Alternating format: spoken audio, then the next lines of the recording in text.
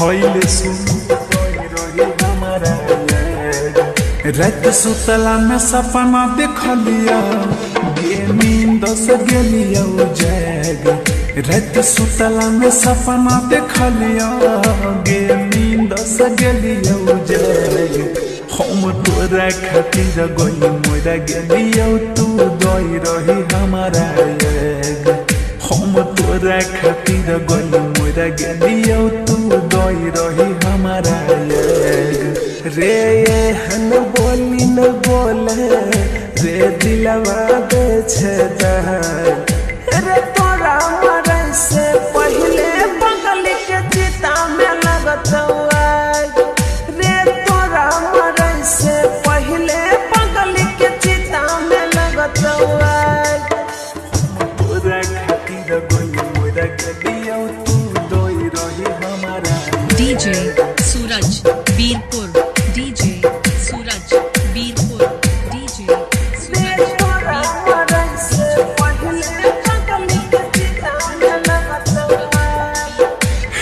गरदन कोइल कौहलाल तोरा छोटा कह भाई गे अपना घर के दुआरा पर दिल अरथी जलाई गे दिल अरथी जलाई गे दिल अरथी जलाई रे शुभ शुभ बात बोले नहीं बोले बात मौत के रे छीन लेबो यमराज से जब यही तय बात इजात के। अफसोस भेलै बड़ी हमारा अफसोस भेलै बड़ी हमारा जब दोसरा संग गेल भाई।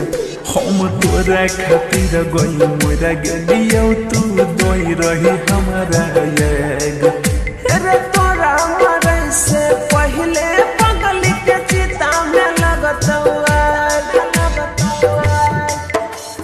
तोरा खातिर गई मोरा गेलिया तू दई रही हमारा।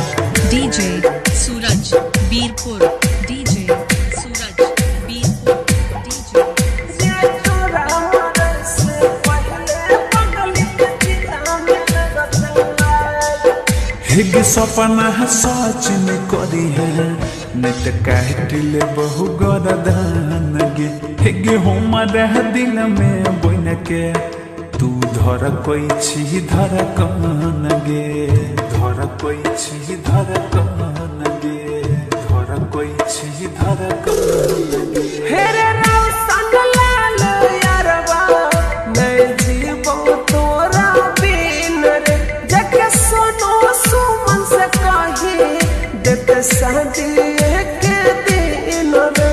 हेगेदी होने होश में हमें हेगेदी होने होश में हमें गेला रही दाती लग। हम तोरा खातिर गई मोरा गेलिया तू दई रही हमारा रे तोरा मरे से पहले बगल के चिता में लगत डीजे सूरज कुमार बसमतिया रोड बीरपुर सुपौल बिहार।